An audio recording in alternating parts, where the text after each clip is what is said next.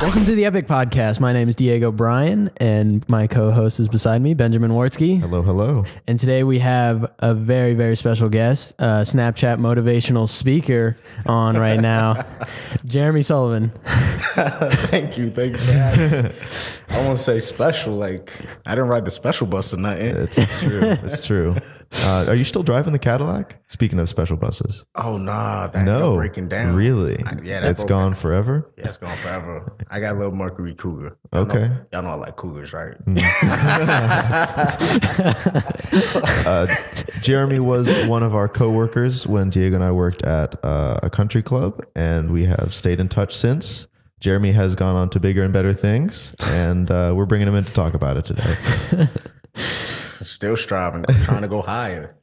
So you've been like seriously motivated lately. And when did that start? Oh, because that really hit me like about 3-4 months ago, about 3 months ago. Right. And you were listening to, what's his name? Was it the hip hop preacher? What? Yeah, he's one of the I listen to everybody. I'm talking about Bob Proctor, Les Brown, Eric Thomas, Steve Harvey, Lisa Nichols, anybody that's inspirational, anybody that's like came from nothing. I want to know what they're thinking about. It's true. That's the way you do it. Even just watching a YouTube video that's like a motivational video, if you watch one of those like in the beginning of your day, like it changes your day almost, because those people are just so inspiring. Always talking about the grind and stuff like that. It just gets you hyped for the day. Exactly. So I even got hype songs. Hype songs to go with the motivational speeches? Oh, yeah. If you ever if I'm driving in the morning, you see me with my headphones in, because my radio really don't work. But you think I'm crazy, because I be hyped. Yeah, I got Eminem, Lose Yourself. That's a class. That's probably like all time. Yeah. The standard go-to. I agree. That's like an all-time hype song. So, I'm always, I listen to like 3-4 times a day. I got another one, Phenomenal. Oh, Eminem. Yeah, it's a good one. I screamed that in Phenomenal. That song is really good. That's from Southpaw, isn't it? Yeah. Yeah. Mm-hmm. Yeah. That movie confused me. It's just, I thought it was going to be very exciting, and then it was very sad. I just was not expecting, it was still a good movie. It just, I was not ready for it. Have you seen it? Yeah, I saw it. I saw it long after I was like the song. I liked the song right before that. I think I wanted to see the movie after that. The song's good. There's that song, and then I think the song Southpaw came out of that movie that were pretty good. I don't know any of the other ones, but I never heard that song. Is it Southpaw? I think or is it Kings Never Die? Oh, that's what it is. Kings Never Die. You're right. You're right. Eminem he still is crazy. He's like what he releases is just like so lyrical, and he sounds so angry now in his raps compared to like younger Slim Shady before he's actually about his career. He just did not care, and he was like so loose, and now he's just like angry, like let's get this shit together. I'm sure he cares less now though, because he's like he can release whatever he wants and people will still listen to it, and I don't know. I think he's coming out with another album at the end of 2017 or sometime in 2017. I would actually have to disagree with that. You think? I think he cares more now. Really? Before, I think he cared less. He was high. He was always high. Like, let's be honest. That's no secret. Right. He was high the first 6-7 albums. That's fair. It's true. He even did an album called Relapse and Recovery. Right. That's true. But now I think he cares more. Yeah. Apparently he doesn't even curse at his house. Really? Which is just, I believe it, but it's just crazy because a lot of rappers do that type of stuff. They're like, Dr. Dre that doesn't allow his kids to listen to his music in the house, which is weird. Because he doesn't want to promote the music. He doesn't want to mix his personal life with his profession. Yeah. I think it's interesting. It's understandable though. Yeah. Because even how I've become more consciously as far as what do I listen to? The music I listen to. Right. I got a playlist where they're all inspirational songs, like Phenomenal, Lose Yourself, right. Successful, but Trey Songz and Drake. I Just Gotta Make It by Trey Songz. I just consume my mind with that. That's all I want to think about. Right. And even, is your lock screen still the 4 pictures? Oh yeah. I look at cool. I look at my dream every day. What is a lock screen? Let me see this. Oh man. So Jeremy posted a Snapchat. This is where I get all my Jeremy information. And on his lock screen was a picture of, I believe it's a house, a car, a wedding rings. And Nice. what's the fourth picture? It's 5 pictures. Oh, it's 5. It's the car I want, like the blueprints to the house, similar 4 or 5 bedroom house that I want. I got wedding rings. I got a picture of Puerto Rico. I got a picture of The pyramids. The pyramids. That's right. Yeah. You know, so I look at my dream every day. That's very cool. That's a good. I like that. The mindset is very, very cool to say, like, oh yeah, every time I look at the time, I'm trying to reach. I'm assuming all of those things are things that you want or are currently going towards. Mm-hmm. What is the car that you? What's the dream car that you want? Oh, Cadillac CT6. The Cadillac CT6. You are definitely a Cadillac man. You should tell the story of your first Cadillac that you got. I don't think we should. No, we don't need to depress people. You know what I mean? I'm getting depressed thinking about it. Like, why don't I got it no more? That's true. That had a little story to it. Like right around the first time you got it. Lost the keys. Yeah. You lost the keys probably like a week and a half later. And at the country club. Yeah. Where did we think you lost it? Was it on the driving range or something like that? We never found them, right? Yeah. I had a car stayed in the parking lot for a couple days so I could buy new keys, which those ain't cheap. Like, they were like $120 or something like that, right? Yeah, I had to pay $180 for new keys. Yeah, I mean, especially the luxury cars, they just exponential on how much they cost. Yeah, I remember that because Jeremy was so excited about his Cadillac. He's like showing it to everyone. It's this white Cadillac, and he's driving around saying, "Look at my new car," and then he lost the keys. Still took the bus home that day. Just couldn't get away from the bus. You know. Well, you had quite a commute from the country club because you took, was it 1 bus or 2 buses? I swear you had did you have a double bus or just one? It was 2 buses. It was 2 buses. It took you a long time, I swear. But most times, about 85-90% of the time, I got dropped off by somebody. Right. Yeah. Whenever I took the bus, I had no problem taking the bus. Yeah. It is what it is for the time being. I'm not going to be here forever. That's true. Right. Though I think Andy would have liked you there forever. Andy would have liked probably all 3 of us there forever. Yeah, we shouldn't speak too much on that, because from my understanding, he didn't want to get rid of me. It was somebody else. Right. Really? I guess they were threatened by their position. Let's just say that. And they were like, And so, yeah, we don't have to speak on that. Then I was given the boot. Oh, yeah. I mean, it's also because you stopped working there like full time, right? When you're, yeah, because you're doing the landscaping instead of doing, because you were there like every day almost. You and Diego worked together a ton over that like winter break section every Tuesday. I remember Tuesday or Thursday, probably both days to be honest. Both days. Like, I always knew I was going to be with Diego. And you guys were just going to sit in the bag room and just do nothing for like. I mean, there's like 2 or like 3 week stretch where it literally rained every single day, and that's all we did. We watched movies. We worked hard at the country club, as you can tell, real hard. But yeah, I mean, the way that place was set up is like that kind of had to consume your life. He didn't like when you take breaks or anything like that or requested days off. And I mean, it's understandable, but the people who had that job were like mostly like high school students or something like that. Yeah. And so then there was us. And I mean, he definitely took advantage because he scheduled us and we worked him, but you made lots of money though. That's true.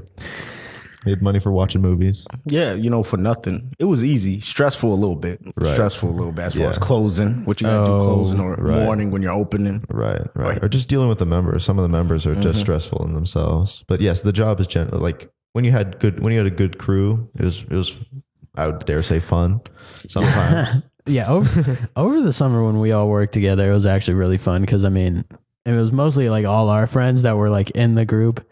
And then there was like other guys like you or like Lee or somebody like that. But then like after summer ended, then we just went through like a lot of cycles of just crap people. Yeah. And I gotta say, Ben, Diego was looking depressed when you were gone, man. like, where do you think I learned how to become motivational?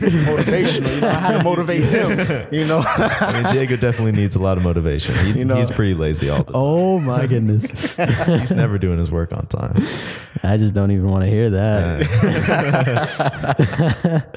But yeah, and then I think that's when we really just started taking over as like leadership positions. Did you guys get keys by the end? Yeah, we both had keys. I know. Yeah, you had keys too. Yeah, yeah, we had keys. Mm-hmm. Oh wow, that's when you know you made it. It's when you got keys from the country club. That's true. And I don't know, like, were you ever scheduled by yourself to close up? Because I was always scheduled with someone like you, actually just you, really, to close up. Or like sometimes Danielle would just leave early. Shout out Danielle. But I mean, I remember one time she broke her phone, and then she broke her phone and then left work, even though she was like the closing manager, just left work to fix her phone, and she was gone for like 2.5 hours. Mm-hmm, I remember that. I don't even know. Was I working? I don't think I was working. I think I heard about it. Probably. Yeah. That. Again, we won't speak. So moving on. Right. Don't want to throw people under the bus. That's true. So you were, I don't know if you mind speaking about this, but you were in prison for a little bit. Yep. And that's when you really started changing your life around, right? Or is that when you started reading all these books? And yeah, I mean, obviously it was rock bottom for me personally. I can't say it's rock bottom for everybody. Right. But I just got locked up and it was like I was 20. And I'm sitting there thinking to myself, like, man, something got to give. I don't want this for my life in and out of prison. Yeah. And then I just, honestly, when I got locked up, I had like an 8th grade reading level. Not even gonna lie. Really? Mm-hmm. So I just dedicated myself to reading because I was always good at math. So I was like, I'm gonna turn my weakness into my greatest strength. That's a smart move. And like, how readily accessible are books and things in prison? Or is it? I mean, they got libraries. Gotcha. And it, again, depend on which prison facility you're at. Depends on like how extensive that library really is, right, or how accessible it is. They allow you to have 5 books at a time. Again, obviously, I'm in prison because I don't know how to follow rules. So even in there, that didn't change much. I had like 25 books in my locker. Hey, I got in trouble a couple of times for having too many books in my locker. See, but that's a good thing to get in trouble for. I think, like, as far as it goes in prison, it's better for you to have books than like drugs or weapons or something like something that's actually can harm somebody. Like the books, I mean, I don't know. I feel like that's a good thing to have in your locker. Yeah. Now Jeremy's giving mad paper cuts. That's what he's doing. or hitting them with hard cover. You know what I mean? There's like a riot breaking out. Jeremy only has books. All right, come at me. Textbooks and all. They actually they did a study on books, and apparently like a book that's thick enough is able to stop bullets. Not like a sniper rifle or anything like that, but like standard pistols. If you're lucky enough to have just a textbook in front of you, it's saved people's life before. Not that I think that's the only reason to have a book, but all right, I'm be honest. I've been perpetrating a fraud. That's the only reason I had book. y'all strapped to his chest. Y'all seen Friday? Or like was it Friday at the next or something? He's strapping up the phone books around his chest, duct taping it. You know, I woke up and that was the routine. Book saved my life. And so did they have like a school? Like, did they have like a, I know they have like teachers in some prisons, but I'll admit my knowledge of prison is not very good. So. Actually, they've cut a lot of programs, educational opportunities and programs. Before you used to be able to get a 4-year degree or even your master's while locked up. Really? Yes, but now that's impossible. Even the little vocational classes that they do got, again, those used to be credited courses. They're no longer credited. Jeez. And that's if they offer that. Right. A lot of times it's just the basic GED or HRD, which teaches you how to like fill out a resume. Like if you don't know how to write your name, I'm sorry. you need more than just this class. I mean, the way prisons have been set up in America now, it's just almost it's almost like it's a business, and they're just the private prisons are just hiring people or paying off the government so they can bring more and more people into the prison, and then they get more money per inmate and stuff like that. It goes farther than that. It is a business because I was working at one place, literally putting in 40 hours a week, like it's a regular job, making $15 a week. Ooh. It was like 40 cents an hour. You think I'm playing? Like, seriously. That's just, I mean, honestly, that's practically slavery. The way, yeah, I mean, they're churning out things for the prison to like distribute elsewhere and not really paying their workers at all. That's why this whole we don't have enough jobs. So we got plenty of jobs.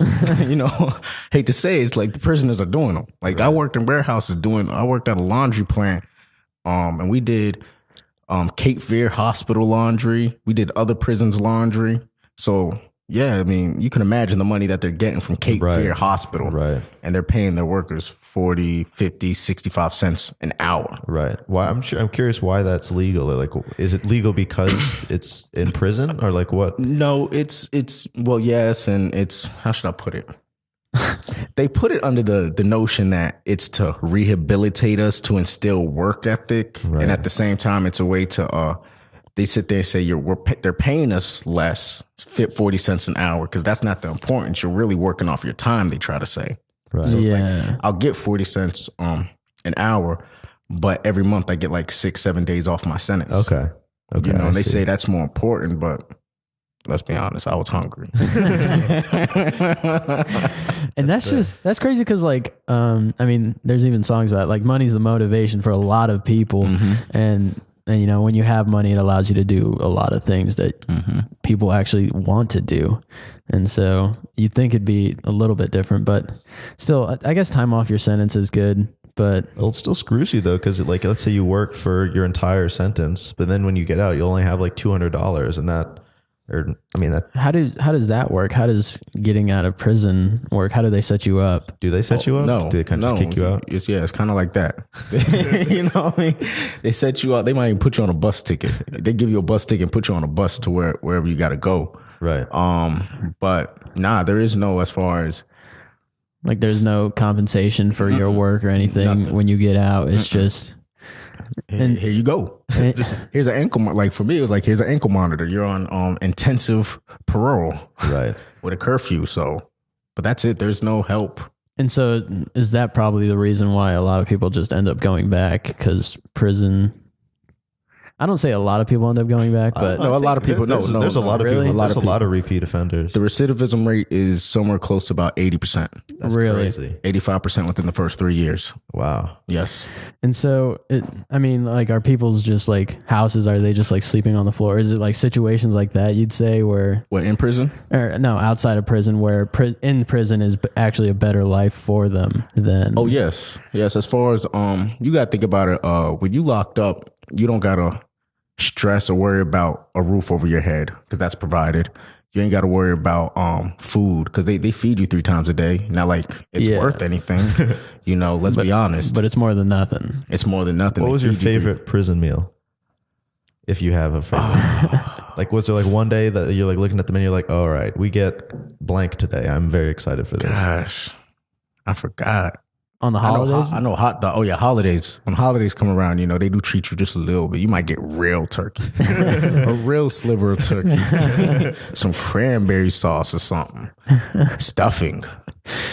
And you hustle that away, you know, because that don't come around so often, you know. So it's like, hey, I got my stuffing for $1. But I can't even really say which was my favorite prison food. I mean, that's understandable. I don't, all of it, like, is it as bad as the movies portray it? I guess I'm saying, like, is it like actual just like slop on a plate?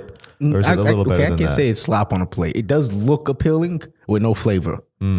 With no flavor, you know, so yeah, no flavor. Okay. No type of, you know, you get burgers and there is no juiciness. Oh. There is no, honestly, I didn't know that was a burger. I thought it was squirrel meat or, you know, roadkill. It's like, oh, that's what they scraped off. You know what I mean? That was that sound last night. So anyway, so you said they give you a roof over your head, they feed you 3 times a day. They clothe you. You got, but these are things that, you ain't got to worry about. But when you come home, that's reality. Yeah, like suddenly electric or water's not guaranteed. Exactly. Like you got bills to pay. There's responsibilities that you previously for years, because especially I was locked up 5 years. So for 5 years, I didn't have to worry about these things. So then, I come home and it's like, life is really hard. Oh, it got serious. Like I tell people, like, imagine being 24 years old. You got 24 and a half. You got locked up at 20 and you're still wearing the same clothes from high school. Yeah. Like that hurts. Like, let's be honest. I got a pretty good smile. I don't think I look too bad, but sometimes that's not all that flies with the ladies. When so much had changed when you got out, because I know you weren't on. You didn't know what Snapchat was when you got out. No. You didn't know what Twitter was. There was so much technology. Did they have an iPhone or anything? Yes, like the first iPhone came out. Like really, when I was getting locked up, I remember they were just starting to advertise the first iPad, the first tablets. Wow. So again, I came home. I'm gonna be honest with you. I had buttons. My first phone was buttons. I think y'all. I remember that? I remember it. Yeah, I started off with buttons, then I graduated. I had to take it slow though. I had to take it slow. Touchscreen used to frustrate me. I'm young, but I felt like I was 65 years old. Darn technology. Young whippersnappers. So when you got out, was it surreal to get you said they just kind of kicked you out, and that just seems like it'd be just like there's no I don't know what the compensation word for your work. No, but I'm saying they don't try to put you back. They don't try to make sure that your transition is smooth. Yeah, I don't know what that word is. Reinstitutionalized or whatever. Resocialized. I guess they just kind of kick you out. Was that just one day you're in, the next day you're out. You're just out in the real world, and you're like, what do I do with myself? I don't even know where I would start to be in that situation. Well, me personally, and it frustrates me again knowing brothers that are locked up, some people that I was locked up with, and then just understanding, because again, I took the initiative when I was locked up. I want to better myself I made the commitment. I'm going to be a better person when I walk out those gates than I came in. Right. So, I read. And I mean, if y'all know anything about me, I didn't read novels. I was reading Man, God, and Civilization, psychology books, you name it. But I really, I took the initiative as far as to rehabilitate myself because I know the system wasn't going to do it. And I know I wasn't going to come back. So right. But I prepared myself while locked up. I knew it was going to be hard. It was 4 or 5 months till I got that job at Northridge. Right. Believe it or not, I was about to turn 25 and that was my first job in my life. Wow. That was my first job in my life. But I prepared myself. I understood the struggle. I was like, you know what? I might not be wearing the clothes I want to wear. I might not be driving. I might have to take the bus, But you got to start, I got to start somewhere. I told I would wake up, even locked up, I'd be the first person up in prison. I'd be the first person up in my cell block because it was they'd be like, yo, why are you getting up so early? It's well, when I come home, and if I expect to get a job, I got to prepare myself to wake up that early. Right. So I woke up at 6 o'clock, 5 o'clock while locked up. Right. So it's not new. I'm just reapplying some of the same things that got me through prison that made me be successful and contributed to that. And I'm applying it out here. Just with a different intensity. And so how common was your mindset in prison? What did you find other people that shared your, I guess, passion for or you're bettering yourself? Honestly, again, like I said, the recidivism rate is 85%. Right. And a lot of it's not, I've met a lot of smart brothers locked up as far as, wow, they could teach a college course. But the thing that gets me is that some of them, I used to call them, they're just walking almanacs. You know all these things, but you don't know how to apply it. Right. How is it applicable to life? And then a lot of it's mental toughness. Because again, I knew that I might not get a job. It might be a while before I get a job. Right. But I can't be discouraged. Right. So I prepared myself for all that. I knew I wasn't going to be wearing the clothes I wanted to wear.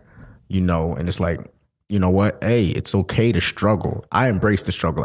Let's be honest, music, we glorify the struggle. We think it's all cool, but when push comes to shove, most people don't glorify it when you're going through it. Right. I embraced it. I understood this wasn't going to last forever.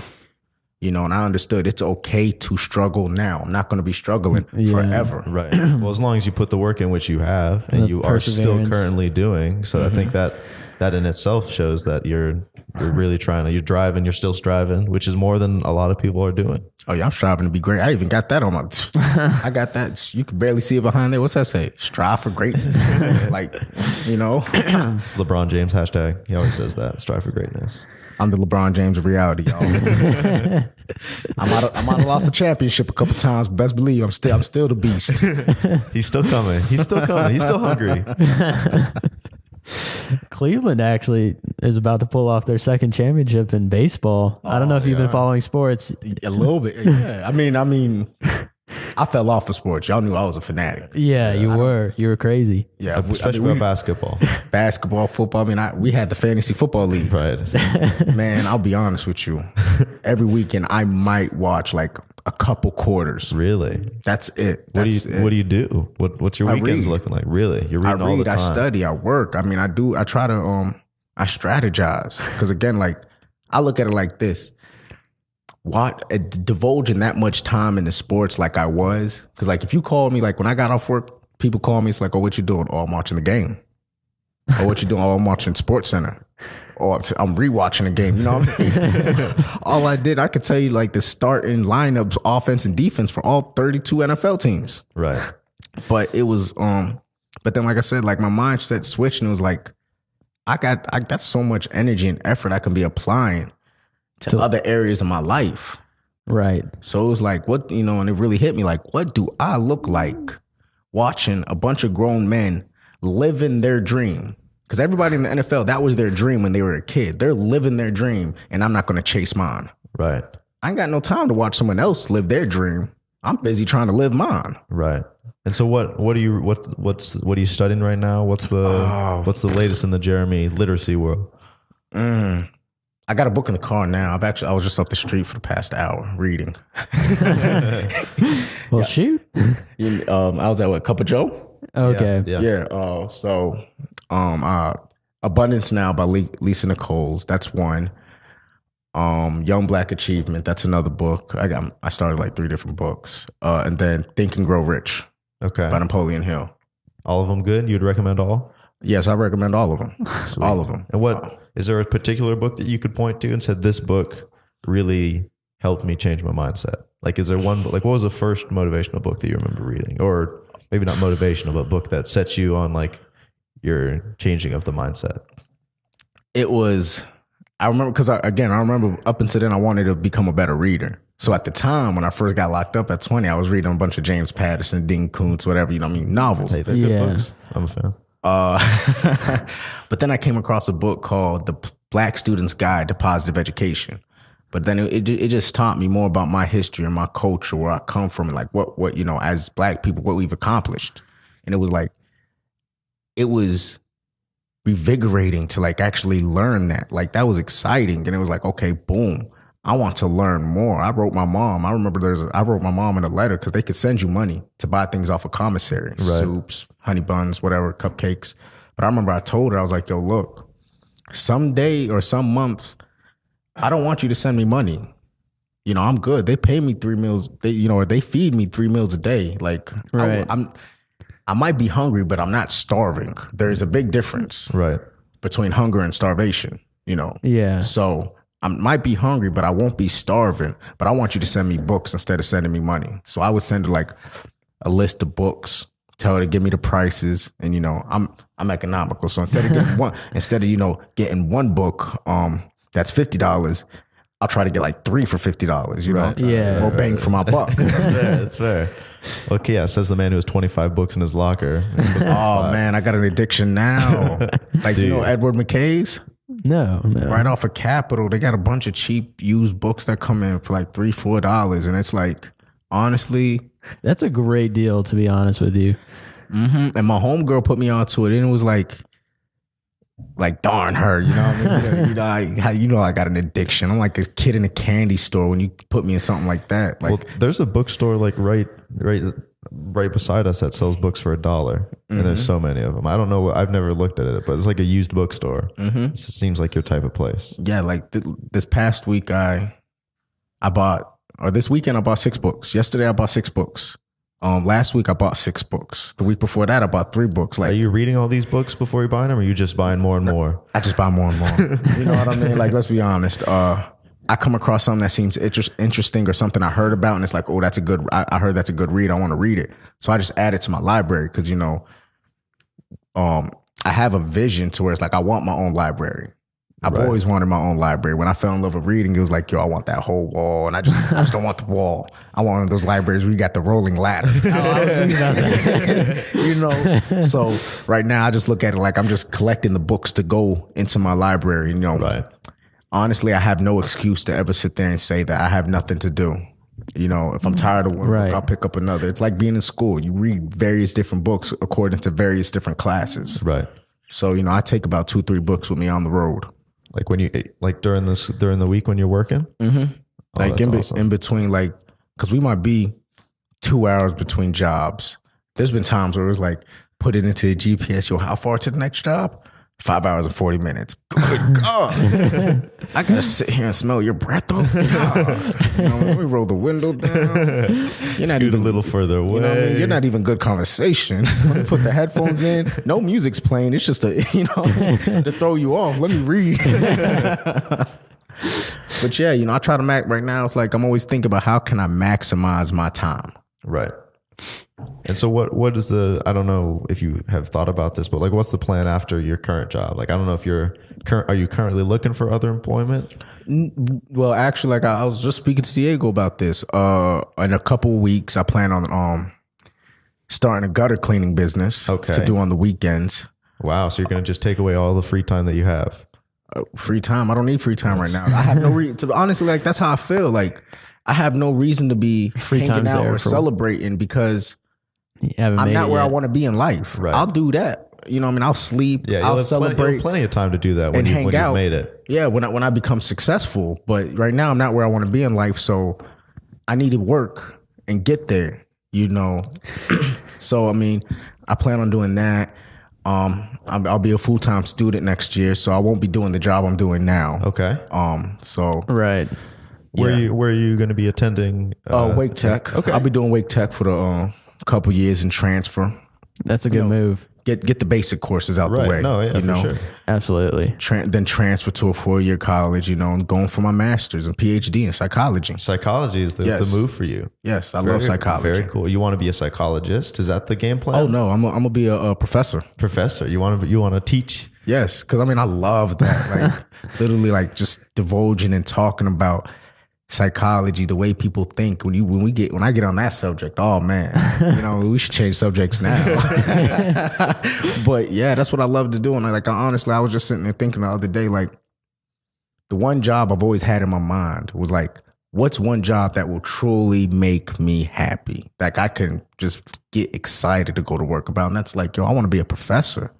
You know, I get to read and study, which I already do. So now you're going to pay me to do that. That'd actually be it. I could definitely see that. You're definitely a well-spoken person for sure. And then, I mean, we're in college right now. So we've had professors who, honestly, they just get that tenure, right? That's all they wanted. They want that tenure, and then that's all they care about. They're like, I can't really get fired, you know? Yeah, well, they can't get fired. What? That's what tenure is. They literally cannot get fired. That's what I said. That's what I say. Yeah, they can't get fired. And so then they just kind of passively live their life, and they don't even care about the students anymore. They write their textbooks, and they're just collecting the check because their students take their class and they make them buy their textbook. That's where you got to put them to work. I'm sorry. Like that's how when I was locked up, I had case managers, and let me just say, I think I was the only person I ever ran into that took a college course while locked up. It's offered. You could take a correspondence course through the mail while locked up. Only one course that's free. After that, it's like $1,200 a class. I'm sorry. Oh, goodness. What class did you take? I took sociology. What was it? Sociology, the psychological understanding on crime and delinquency. So I took that class, but it was like, I was on my case manager. You got to make them work for you. Like, make your professor work. Yeah, I mean that's actually really good advice. I think you have to like ask them questions. Try and connect with them. It's your money. Yeah. Like, let's be honest. Like, you're paying. You know, you're paying to go to college, of course, to further your career, but you want to get the most out of it. Right. Absolutely. So it's like, hey, like make them work. Like if your grades ain't the way it look, or if you're struggling with something, like You're paying them, right? like I'll be here 15, 30 minutes early, or you will stay late. You did not plan on working overtime, but tonight you will. Call the missus. Tell her you're picking up pizza. You're good. Because it's your money. Like seriously, like if you're struggling in a class and your GPA depends on it, or whatever the case may be, this is what you're paying for. Exactly.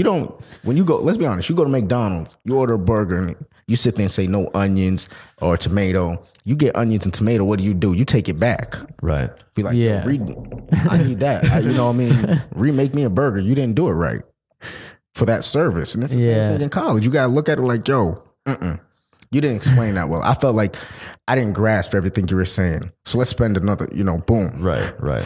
Yeah. That's actually get your money's worth. Really good move, because I know a lot of students who, they're just not successful because they don't understand it the first time, and they won't go to the office hours or something like that to further their education. And that's one of the biggest things is like, they say you got to spend like, for every hour you're in class, you got to spend like 2 or 3 outside of class to like truly grasp it and be, successful. And that's something people don't understand, is that class alone won't help you. You gotta help yourself. That's life. Yeah. That's life. That's actually how they come up with the course hours. So like when it's a 3-hour class, that means that for every hour you're in class, you're supposed to spend 3 hours out of class doing it. Right. And if it's a 4-hour class, then you spend 4 hours out of class doing it, which is, I just found that out like 2 days ago. Trying to act like I'm smart. And he's a sophomore. Yeah. We know what he was doing freshman year. I don't know. I just thought I thought it was very arbitrary. I thought they're just kind of like 4 or 3, but I think there actually is a purpose to it. But like, that's like me. Like, I know my plan is when I go to college, like I heard like, oh, y'all got recording pens. Y'all got pens that, record. Like, I don't know why y'all don't invest, buy a pen and like record the whole lecture. Because let's be honest, you're only going to grasp about 20-30% of what the professor says. Right. Yeah. When you walk out the classroom, or later that night when you do the homework, you can only remember 30-40% of what he said. Not that you weren't paying attention the whole time. That's just how our mind works sometimes. And even when you're taking notes, and that distracts you from, listening. Mm-hmm. Yeah. So, you could take notes, hit key points, but imagine if you recorded the lecture, recorded the class, and it's like, you get home, you re-listen to it. Like, I didn't fully understand that. I'm about to re-listen to it while I do my work. So he's literally about to be talking to me while I'm doing my homework. Well, the good thing is that a lot of them, at least here at State, a lot of professors are recording their classes now. So that most of the lectures are all online, and they have like there's a camera on the professor, and then there's also going to be the PowerPoints up, so you can like see what they're talking about at the same time. So pretty much what you're talking about. Yeah. Well, dang. A lot of people are. What have you been doing, Diego? They don't have that at Wake Tech where I'm at right now. Yeah, but that's like I don't know if it's been mandated by the school, or if just a lot of professors are like, for that same reason, they're like, I bet the students didn't pick up on it, or if they didn't, then here's a chance for them, instead of asking me questions, they can just rewatch the video. So yeah, they are starting to do that. But a lot of it's like, because again, really life. One of the biggest things I was taught, my mother told me when I was younger, is like, no one's going to help you till you help yourself. Like, so you got to take the initiative to help yourself. And once you help yourself, you'll be amazed by how many people come out the woodwork that are willing to help you in your own success to get to where you want to be in life. But if you're not contributing to your own success, why is someone gonna want to help you? That's like if you fall down, you know how like you fall down, somebody, you reach out your hand to help pick them up. Yo, look, you got to push off the ground. I'm sorry. I work out, but I ain't lifting you off the ground. Put a little effort into it. Right. Know? So that's how it is in life. So it's the same thing. Like I said, get as much out of it.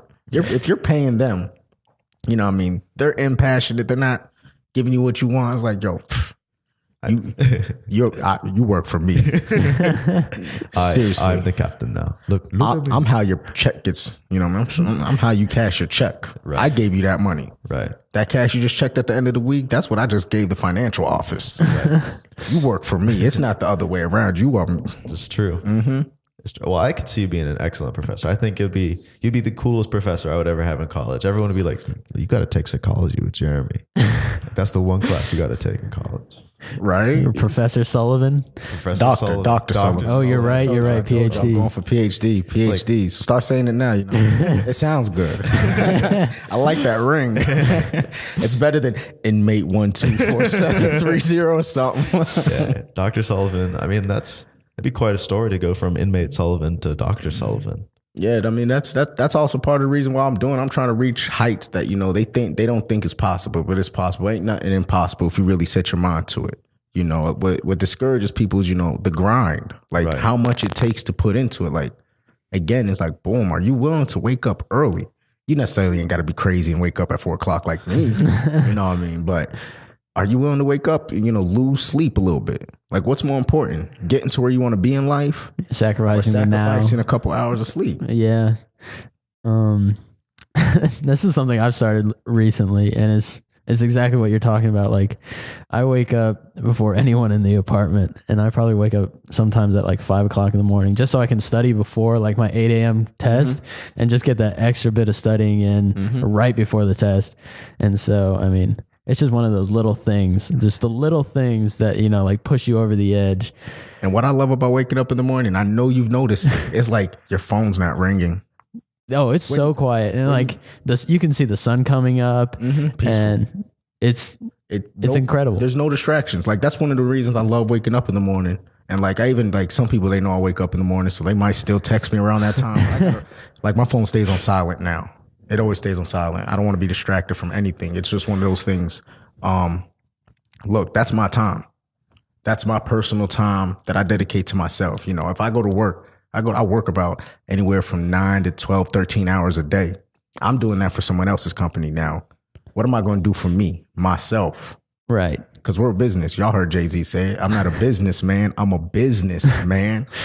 Like I'm Jeremy Sullivan Incorporated. What am I investing in myself? What am I doing for myself?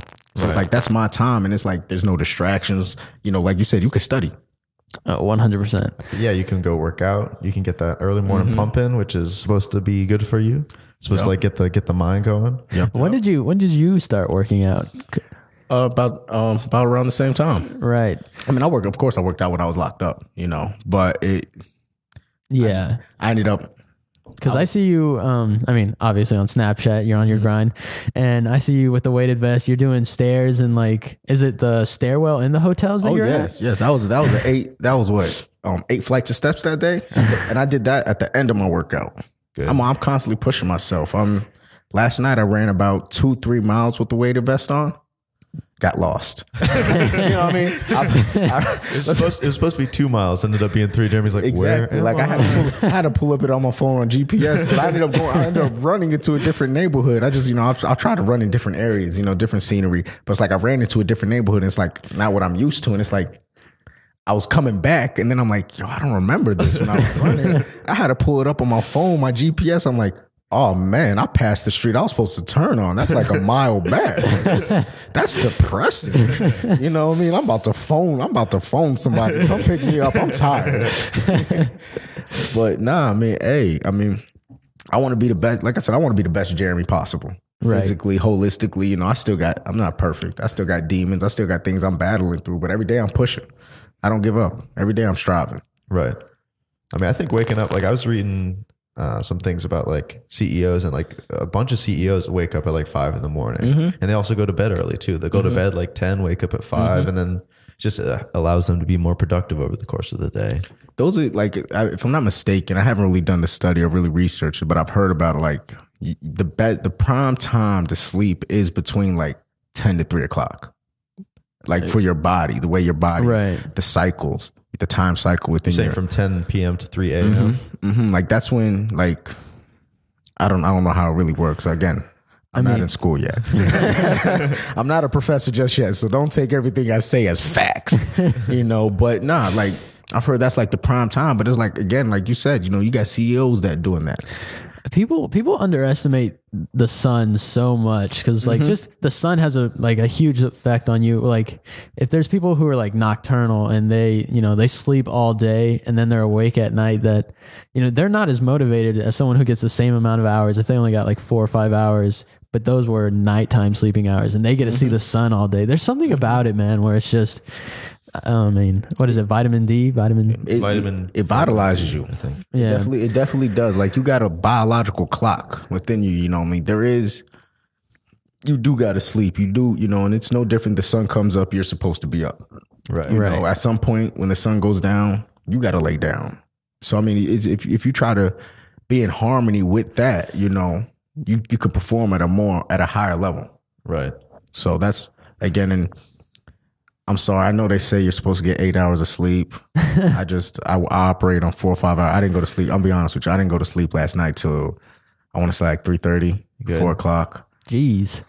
I guess, I mean, we had a late night. I know it's Halloween. It's Halloween weekend here at NC State. And I was a taxi last night. I drove everywhere. I would drive and then pick someone up. I'd pick someone up, drop them, come back here. I would sit down on the couch. Then I would get another text. I would do, and not even 5 minutes later. Yeah, it was like they would give me enough time to park the car and get back into the department, and then they would text me. It's like they all planned it out. It was like perfectly incremented every single time. I was about to say, when you said you were a taxi last night, I was like, oh, so she was riding you last night. I was driving people around. I understand how that could be confusing. I should have been that last Halloween. Come here, girl. I can give you a ride. That's the worst thing I've ever heard. It's the worst possible. Hey, I mean, that's actually pretty funny. I like it. Could you be the cash cab? Yeah. Oh yeah. Oh my goodness. Oh man, let's not even talk about a cash cow. I remember my cousin was like 2-3 years old. Like, it was just, I don't know. She was fixated on the cash cow, so she might be sleeping. Like, you might have finally put her to sleep, and you're holding her, and then all of a sudden, like, the cash cow commercial comes on TV, and it's like she'll wake up. Her eyes will still be closed, but she'll be like, "Cash cow, mommy, cash cow." So weird. Oh man, it's like you had to mute the TV when the commercial started coming on, because she knew just the beginning sounds of it. They don't even got to say nothing. It was eyes closed, like, "Cash cow, mommy, cash cow." So something I meant to ask you about earlier. So when you read books, have you read any books by Malcolm Gladwell? Do you know who that is? I've heard of him. He wrote books like The Tipping Point. He wrote I don't know. He's written a bunch of like kind of like research based books. I think you'd find them interesting because it's all about like psychology and like human behavior and like how we interact with our environment. Well, I bet the next time I'm on here, I would have read. I can guarantee you that, because like I said, I mean, I take any suggestions, anything, especially when it comes to reading. I try to emulate my life around successful habits. Right. I mean, so do you only buy books, or like do you go to the library? Do you use the public library? Yeah. I have used the public library, but it's just a different. It's a difference like when you own the book. No, I completely understand. And especially because with me, like, my curiosity ranges between various subjects, from religion, politics, psychology, sociology. So it's all intricate to human behavior. I really want to understand human behavior. Why do we act the way we act? Why do we say, do, think the way we think? And those type of subjects really contribute, to our lifestyle, to how we think. Whether you feel like even if you're an atheist, there's a religious tone to it. There's a reason for that. Even if you don't really have a political opinion, there's a political reason why you don't have a political opinion. So I read a bunch of things, everything. So it's like I'd rather buy the book. No, I understand. Yeah, it's you don't have to return it. You don't have to worry about anyone taking it from you. Mm-hmm. No, I completely agree. I still got to worry about people taking it from me. I'm a good dude. I like to think so, ladies. No, but seriously, if somebody's like, if I got a book, or it's like, yo, I want to read Think and Grow Rich, it was like, oh, go ahead. I'll let you borrow it. I have no problem lending my books out. But let's be honest, not everybody returns it. It's true. I don't get too upset. Sometimes I'm upset. It's like, especially if it was one of your favorite books. It's like, right. But then it's like, I believe you get what you put out, Right. So it's like, it will come back to me somehow. Oh, for sure. I'm not going to worry about it too much. There's this quote by Warren Buffett, and it says, somebody's sitting in the shade today because they planted a seed, 20 years ago. And that's just so applicable to life and how people, I don't know, you need to sacrifice or make moves now so you can start planning 10 years, 20 years ahead. And people hardly look past tomorrow. They hardly look past 5 hours from now. Exactly. They got no foresight.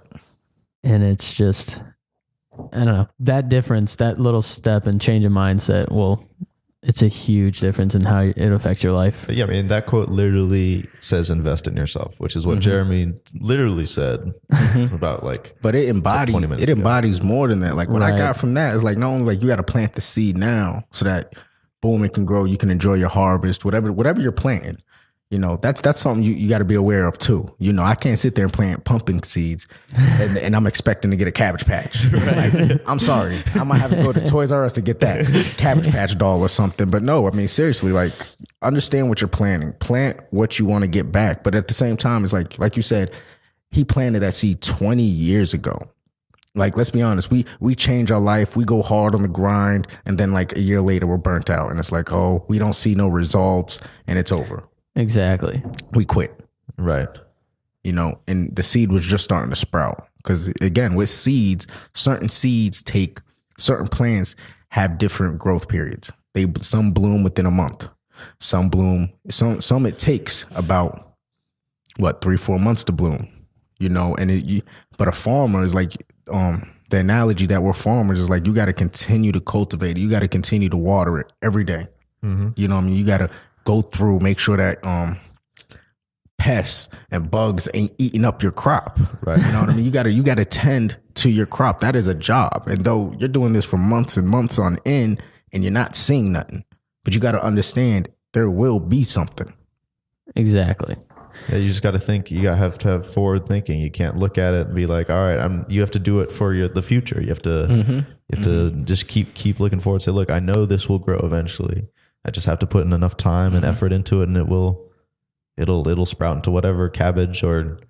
That's why I got my vision board. That's why I got it on my phone. I always, I remind myself of what am I working for? What am I striving for? Like when I know a lot of people like, did he just say he had wedding rings on his vision board? Like, what's that mean? Like, yo, I want to I want to have a successful marriage. Exactly. I'm sorry. I ain't got time to divorce somebody. You know what I mean? That's just so much of a hassle. It's so much of it. Girl, I just put in $20,000 in this wedding. You mine. Like, let's be honest. You mine now. I paid for that ring. You ain't about to pawn that. We gonna make this work. You mad at me? I'm mad at you too. But so what? If you don't get into bed tonight, we'll wake up and talk about it tomorrow. That's all I mean. But I want a successful marriage. Like literally. I don't want to sit there. I don't want baby mamas. I don't have kids right now. Right. I want a family. That's what I'm striving for. That's nothing. I don't think there's anything wrong with that. I think I think all the goals, none of your goals are like, I feel like your goals are more, they're not materialistic. Like I feel like some people, their dreams are just really like all about money and materials, while yours seem more like personal happiness. And although there's things like your dream board are things, I would say that's not, I'd say those things are just like portions of what you worked for. Like they just show that you are working hard. And I think that's definitely the better route to take, and like investing yourself in your own happiness. I don't know if you guys know who Dan Bilzerian is. I follow him on Snapchat. He's a poker player. Well, this is how he got his money. He's a poker player and he gambles all the time. And if you check out his Instagram, he has his own private jet with 15 half naked women there, stuff like that. It's like the classic guy, what they want thing. And I was listening to a podcast with him, and he's kind of realizing like, okay, I have this nice car, I have this nice house, I have everything really. He's lived the lifestyle that, most people dream of, but it's all materialistic. And so he's like, okay. And he's like changing his thinking and trying to find, what fulfills him. And so he realized that he's like been living his last 10 years, even though he's had like slept with like countless women or whatever like that. He wants, his bed is still cold. Exactly. Yes. And I don't know, that's even someone who has everything quote doesn't. unquote everything. He is Essentially, I have nothing. Yeah. You know, if you ain't happy, you don't have nothing. Let's be honest. Exactly. And like me, like I'm striving for something more than just material, just to be happy. You know, I'm really trying to like change a legacy within my family. Like, no, I hate to say it, but I can't. There's not one person I can honestly feel like I could look to and sit there and be like, they're successful or they chase their dreams. So it's like I feel like I'm alone because there's no one to help me and guide me towards that. But it's one of those, I want better for my kids. I want my kids to sit there and be like, I can be whatever I can be whatever I set out to do. Why? Because daddy did it. Exactly. You know what I mean? I can have whatever I want if I work for it because daddy did it. You know what I mean? Because let's be honest, do as I say, not as I do does not work. You know what I mean? Right. It doesn't work. So it's like I feel like I got to be that example. So I'm trying to change the culture and legacy of my family. And then even for those who go through prison and find themselves in similar circumstances as I found myself in early in life, like it's not over. The world's not over because you got locked up. You know, you might be reminded constantly that you were in prison by society, but you know, you can either use that as a springboard to where you're going, you know what I mean? Or it can be a ball and chain and, you know, you're going to sink to the bottom of the ocean. I'm sorry, I'm a pretty good swimmer, so you know, I'm Michael Phelps right now. You're miles ahead of everyone else. It seems like to me. I mean, I remember when I first met you, you were like you didn't really know what you wanted. I remember you were really excited about getting back onto the basketball court. I remember you were playing, that was like the number one thing you wanted to do. I love to play basketball. I still don't got time for that. Well, yeah, you don't have time for free time. You don't need free time. You're done with free time. Only working all the time. Work hard, play hard. Hey, I got that on my playlist. You know what I mean? Wiz Khalifa. Yeah, I got that on there. What a guy was. Because I mean, I love to play basketball, so I'm working for my own basketball court at my house. Yeah, that's what I'm working for. You know, is that in the plans? Is that in the blueprints? If it wasn't before, it just got added. It was like typing in a basketball court. You know, you just write that down, add that. Yup. You know, now I got. God dang it. 30 less minutes of sleep. No, that's awesome. Yeah, you're definitely very, very motivated, and I don't know. It's just good to see because there's not many people like you, or I guess dare I say us, but there's not many people who are just motivated to keep doing new things and y'all motivate me. Y'all invited me to y'all's podcast. Like, oh my God, Ben and Diego got a podcast. Oh, big time. It sounds bigger than it is, but it's a start, you know. Because how many people talk about a podcast, but then they don't take the steps towards it. That's us for a very long time. That's true. And then finally, we just broke the hump. I would say that is a Diego. I got tired of sitting around, tired of talking about it. Well, like we have other podcast interests, but this one is like our first real attempt at like actually trying to produce something on a regular schedule. You know, to just create a brand for ourselves and like facts. Yeah, it's just our seed. It's our seed. Start somewhere. Exactly. You know what I mean? Whether, you know, you should never look at it like whether it's successful or not, because if you feel like it's a failure, you know what I mean? Just look at it like it's a lesson. It's not a failure. It's a lesson. It's like, okay, that first podcast wasn't as successful as I wanted it to be. So now when I start this next one, I know how to go about it. Right. Because of the pitfalls before. Right. So it's like, you know, again, you're doing something, because a lot of people are afraid to just go out there and do it. We could talk about it all day. That's like, I was thinking about it the other day. Like, I was like, man, I want a second job. Then I thought to myself, I was like, what was that? But it's like, I want a second job, but it's like, you know what? I've been thinking about doing a gutter cleaning business for a while. There's some pretty good money in that. I could do one house and make more money doing one house cleaning their gutters than I would two 8-hour shifts on the weekend. Right. So it's like, why not? You know, again, the great thing is I got a job right now. You know, that pays me pretty good. So it's like, it's not make or break, but to a degree, I'm going at it like it's make or break. I mean, I think that's the way to do it. If you don't go at it make or break, then you won't. If you don't go all in, then you can't expect to get the complete results back. Exactly. So I mean, it's one of those like, get it started off the ground. So by the time when I become a full-time student next year, you know, it's not I'm not essentially like in that realm of how am I going to fund myself? How am I going to be financially stable? I got a business. Right. Yeah, on the weekends, you can always go back to it and do like or even during the week. You're not in class from this ain't high school.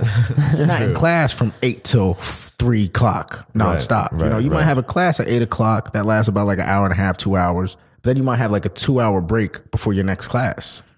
You know what I mean? Correct me if I'm wrong. Exactly. My first semester, I had a 5-hour break in between my first class and the last class of the day.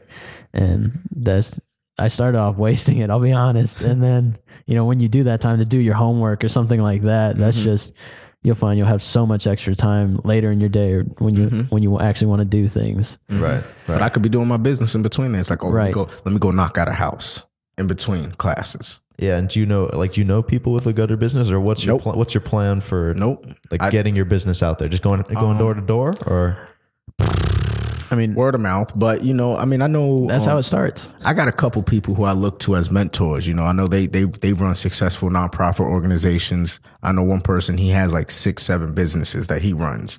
So I'm hoping to meet with one of them later today to pick his mind, but also just really just put myself out there, whether it's flyers, whether it's, something on Craigslist, whether it, whatever the case may be, going door to door, boom, or putting it in the windshield wipers, just getting out there. And that's great. Like, that's why the country club was so great, is because the networking. Everyone there is just, they're successful people, whether you think so or not. They're paying these ridiculous dues because they can afford it. They can live that lifestyle and act like I will not use that. That's true. They're also, for me, they're motivating to not live like that. But, they were also successful in their careers, obviously, to be there. And those are people you can network to also. And exact. Like y'all remember Miss Mims? Right. Yeah. Miss Mims, sweet lady. She literally, like, when I left and I was doing my landscaping business, I was gone, or not my landscaping business, but my landscaping job. Like, I was gone for 3 months. It made me feel good because, like, I was doing Bill Cowher's house. Yes. Old Pittsburgh Steelers coach. I was doing Bill Cowher's house, which she lives right next to him. And I was just walking back by her, had the blow on my back. I was like, oh, hey, Miss Mims. She's like, oh, hey. Just passed by like it was nothing. And then she sat there and said that she went inside the house and was like, how does he know my name? Then she sat there and thought about it. She was like, oh my God, that's Jeremy. She came running back out to give me a hug and ask how I was doing. But when she came up to give me a hug, I'm like, yo, I'm covered in grass. I'm covered in dirt and sweat. This is the summer, She's wearing those nice clothes and stuff like that. I told her like that. She's like, I don't care about all that. And just gave me a hug. That made me feel good. Like the impact that I had while there. Right.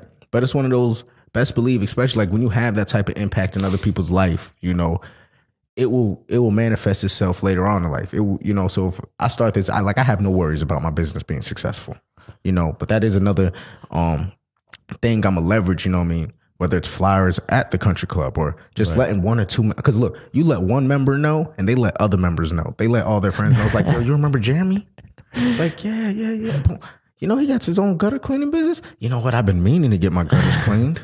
It's true. I mean, if you can get in the country club circle, you're good. You will never have to pay for anything. That's why I worked it the way I did. I had 2 goals. Like I be telling people, like, when you go to a job, just don't get a paycheck out of it. Get more than just a paycheck. Right. I realized, y'all know it. I realized the opportunity I was. To me, I felt like I had no business being at the country club. First off, you know what I mean? I had the ankle monitor on. Yeah. And I got prison tattoos. And they're not. They're all visible. All my tattoos are visible, against my mom's advice. You still got the moneymaker though, the face. Right. Thank you for recognizing that. Thank you, ladies. Nah, but seriously, I had 2 goals when I was at the country club. I was like, you know what? I want to be here a year, regardless of what the pay is, the crappy hours. Right. It was like I wanted to create that work stability for my resume. Which goes a long way. And then 2, I wanted a network because I used to, I know you probably heard me say it before. It's like, you don't know who. The reason, you saw how friendly I was with the members. Right. Yeah. How I networked with them. Really, like, I knew Miss Pasco and her grandbaby. I'd ask her, how's your granddaughter doing? Like that's, she would sit there and show me pictures of, I did more than just like, yo, how's your day? Like I knew their favorite sports teams. I knew everything. Right? Yeah. But it was like, I did this because I was doing more than that. Cause it was like, You don't know which person you'll run into that can open a door, especially when you're around a bunch of wealthy and successful people. You don't know which one can open a door that was previously closed to you without them. Exactly. Right. Hint, hint. How do I got the job right now? Thank you, Sammy Brewer. Really? Yeah. Yes, I work. I didn't know that. His son is the vice president of the company. And it really wasn't even Sammy Brewer, but it was his wife who was a volunteer at my job program. And she just came to me like, yo, I got a job opportunity if you're interested. And I was like, yeah, boom. Really? And I didn't know. That's very, very cool. Also proves your point very quickly. And this was after and we're talking about, I had already been fired from the country club. I haven't even been at the country club for a couple of months. And it's like, it paid off a couple months later, like, boom, here's the door. Right. It was cracked and open. Right. You just got to walk through it. But you got to create those things. And again, it paid off later on. You know what I mean? I especially with prison, that taught me like patience. Cause I used to envision me being free, jogging when I'm free, things like that. But it taught me like, it's not all going to come right away. Yeah. You know what I mean? It's not going to be tomorrow. You know what I mean? You do something different today and it's like, oh, tomorrow you're successful. It doesn't work like that. Right. But it will come back eventually. Just keep working towards it. That's true. 100% correct. But I think that statement's probably going to wrap up today.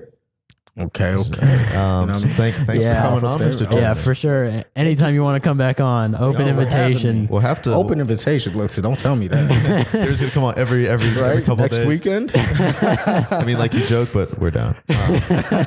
We'll talk about it. But thank you, Mr. Jeremy, for coming on. Always a pleasure to talk and catch up. Where can the people find you on Snapchat? What is your? Oh yeah, what would you like? Yeah, you definitely got to follow this man if you do not. My Snapchat little name is what? Well, I got to spell it out. It was Baby Boy J, but let's be honest. I accidentally clicked S, so it's BSBY Boy Jae. Right. So it's BSBY J or BSBY Boy. Yeah, it's Baby Boy BSBY BOYJAE. Baby Boy J. Baby Boy J. And if you want to check out Jeremy's gutter cleaning business, if your gutters are needing of cleaning, they're coming to Jeremy. Coming soon. Coming soon within the next couple weeks. Hey, let us know, man. We'll link like your website or wherever how they can contact you. Yeah, I'm gonna have business cards soon in the next couple weeks. Yeah, too. definitely send us one. We'll put it up here in the description or wherever. Wherever this is going, we'll thank you. We'll pimp it out for you. to all of our hundreds of thousands of listeners. All right. So that's going to do it for this week's Epic podcast. You can follow us on Twitter, Facebook, YouTube, SoundCloud, all at Epic Podcast. That's EPOCH podcast. And that'll do it. Yeah, that'll do it. Remember, live long, live epic. Thanks for listening. Bye.